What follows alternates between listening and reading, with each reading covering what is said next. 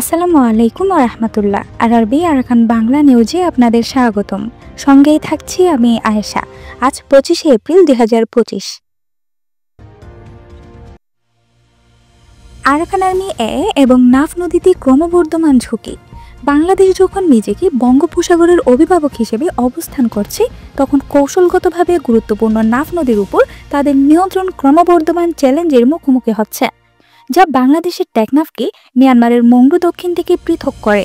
সাম্প্রতিক ঘটনাবলী থেকে জানা যাচ্ছে যে আরাকান আর্মি মিয়ানমারের রাখাইন রাজ্য থেকে উদ্ভূত একটি বিদ্রোহী বাহিনী নদী সীমান্ত পর্যন্ত তাদের কার্যক্রম প্রসারিত করেছে, যা বাংলাদেশের জাতীয় নিরাপত্তা এবং রোহিঙ্গা শরণার্থী জনসংখ্যার জন্য গুরুতর উদ্বেগের কারণ হয়ে দাঁড়িয়েছে।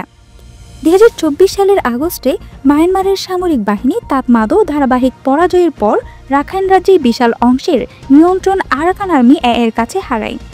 মূলত জাতিগত রাখাইন বৌদ্ধদের নিয়ে গঠিত আরাকান আর্মি এখন এই অঞ্চলে আধিপত্য বিস্তার করে, যার মধ্যে গুরুত্বপূর্ণ সীমান্ত এলাকা এবং জলপথ রয়েছে।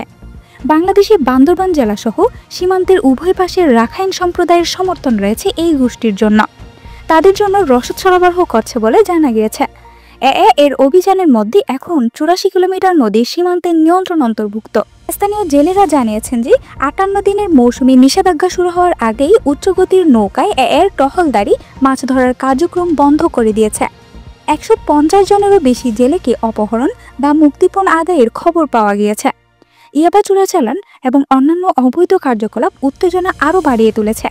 বাংলাদেশের অনেকেই প্রথমে আশা করেছিলেন যে আরাকান আর্মি শান্তিপূর্ণ সম্পর্ক বজায় রাখবে, কিন্তু রাখি তার পথ নামে পরিচিত তার আদর্শিক কাঠামোকে উপেক্ষা করেছিলেন, যা ঐতিহাসিকভাবে রোহিঙ্গা মুসলিম এবং বাংলাদেশি স্বার্থ উভয়ের প্রতি শত্রুতা পোষণ করে আসছে।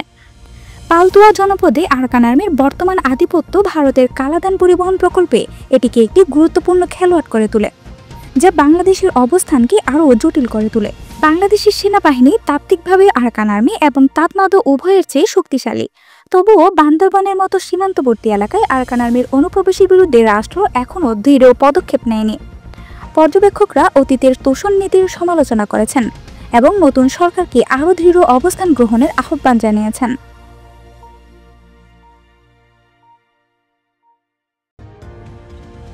Camp 2W sub block B2 block বিতে একটি ল্যাট্রিনের ভেতরে একজন রোহিঙ্গা মহিলাকে গুরুতর আহত অবস্থায় পাওয়া যাওয়ার পর সন্দেহভাজন হত্যার চেষ্টার একটি উদ্বেগজনক ঘটনা ক্যাম্প 2W এর বাসিন্দাদের হতবাক করে দিয়েছে।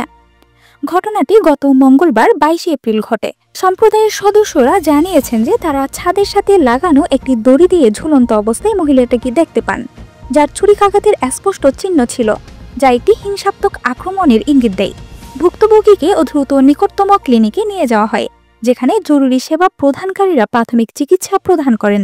তার অবস্থার গুরুতর কারণে তাকে আরও চিকিৎসার জন্য উচ্চ স্তরের জরুরি হাসপাতালে রেফার করা হয়েছে। কর্তৃপক্ষ এখনও নিশ্চিত করতে পারেনি যে এই হামলার পিছনে কে ছিল বা এর উদ্দেশ্য কী হতে পারে। আনুষ্ঠানিক তদন্ত চলছে এবং নিরাপত্তা কর্মীরা ঘটনাস্থল পরিদর্শন করেছেন। এই ঘটনাটি শরণার্থী শিবিরের ভেতরে, বিশেষ করে নারী ও মেয়েদের জন্য নিরাপত্তা ব্যবস্থার অভাব নিয়ে সম্প্রদায়ের উদ্বেগকে আরও তীব্র করে তুলেছে।